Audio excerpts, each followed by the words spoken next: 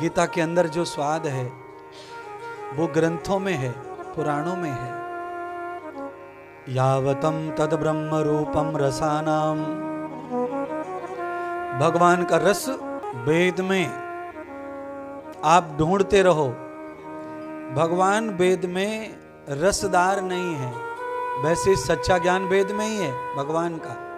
भगवान के बारे में कोई भी अच्छी फिलॉसफी जाननी हो तो वेद का अध्ययन करो, वेद पढ़ो, सच्चा ज्ञान है। पर भगवान वेद में रसीला नहीं है, स्वादिष्ट नहीं है।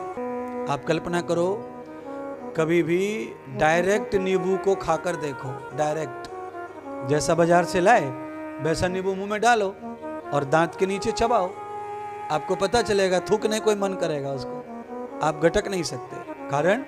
कारण यह है कि नींबू के ऊपर छिलका भयंकर कड़वा होता है। संतरे का छिलका भी कड़वा, मौसमी का छिलका भी कड़वा। तो आप क्या रस लेते हैं, कौन सा रस लेते हैं? फिर आप छिलके का क्या करते हैं? हाँ, आप फेंक देते हैं, क्योंकि आपकी जीभ को जो चाहिए वो छिलके में नहीं है।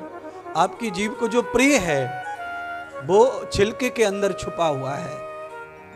उसका प्रोसेस किया आपने, या तो खा लिया, दाढ़ उसको निचोड़ लेती है, या तो मशीन में डाल के निकाल लिया। तो आपकी जीवा को पहले खुशी चाहिए, बाद में शरीर को। पर इसका मतलब ये नहीं कि मौसमी के रस में जो विटामिन्स हैं उससे कई अधिक विटामिन्स छिलके में पाई जाती है। पर छिलका स्वादिष्ट नहीं होने के कारण उसका उपयोग ज्यादातर होता नहीं है। नींबू के छिलके को थोड़ी देर मुंह में रखा जाए फिर वो मीठा हो जाता है। ये कभी आपने प्रयोग किया नहीं है, क्योंकि आप ठहरे खाने कमाने वाले, आपके पास में है थोड़ा पैसा वगैरह, तो नींबू के छिलके का प्रयोग क्यों करेंगे अपन? इतना टाइम अपने पास कहाँ है कि पहले मुंह बनाए बुरा और बाद में अच्छे होने का इंतजार करें? इतना टाइम किसके पास है?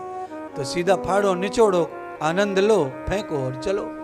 पर मैं आपको बताना चाहता हूं, नींबू की छिलके में बहुत अधिक विटामिन्स हैं, रस से ज्यादा। पर वो कड़वा ज्ञान है। सत्य कैसा होता है? लोग क्या कहते हैं? सत्य कड़वा होता है। तो वेद का जो ज्ञान है वो परम सत्य है, पर वो खाने को दौड़ता है, उसमें समझौता कर सकते नहीं है। वेद के ज्ञान में समझौता नहीं किसी प्रकार का। आप आडंबर नहीं कर सकते वेद ज्ञान में, पाखंड नहीं कर सकते, आप कोई भी अंधविश्वास की क्रिया को नहीं चला सकते।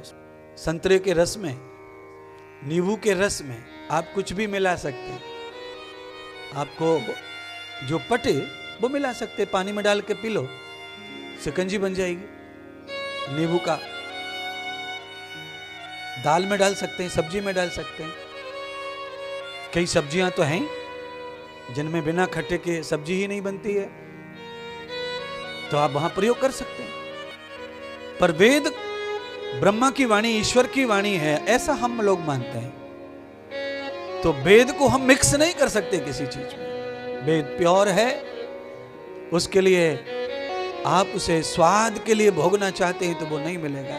इसीलिए पूरा का पूरा जो समाज है, 99+ समाज में मनुष्य वेद के ज्ञान से वंचित है, अज्ञानी है। क्यों ज्ञानी है? क्योंकि वेद जो है वो कटु सत्य है, ब्रह्म का, परमात्मा का, प्रभु मिलन का, गृहस्थ का, पत्नी के साथ कैसा पति को रहना है, ये ज्ञान वेद में ही है। क्योंकि हमारे हिंदू धर्म में, उससे थोड़े आगे जाएं तो सनातन में, उससे और आगे जाएं तो वैदिक धर्म में विवाह में वेद के मंत्रों का प्रयोग किया जाता है। 18 पुराणों में से किसी श्लोक का प्रयोग नहीं किया जाता शादी में, यह ध्यान रखना। भागवत का कोई श्लोक नहीं बोला जाता शादी में, देवी भागवत का कोई श्लोक शादी में नहीं बोला जाता। प्योर वेद मंत्रों का प्रयोग होता है। क्यों? गृहस्थ का प्योर ज्ञान है वेद में, और जिसने वेद के द्वारा गृहस्थ को पढ़कर गृहस्थ किया, उसका गृहस्थ राम और सीता की तरह कलयुग में भी रहेगा। उसका कलयुग कुछ भी बिगाड़ सकता नहीं है।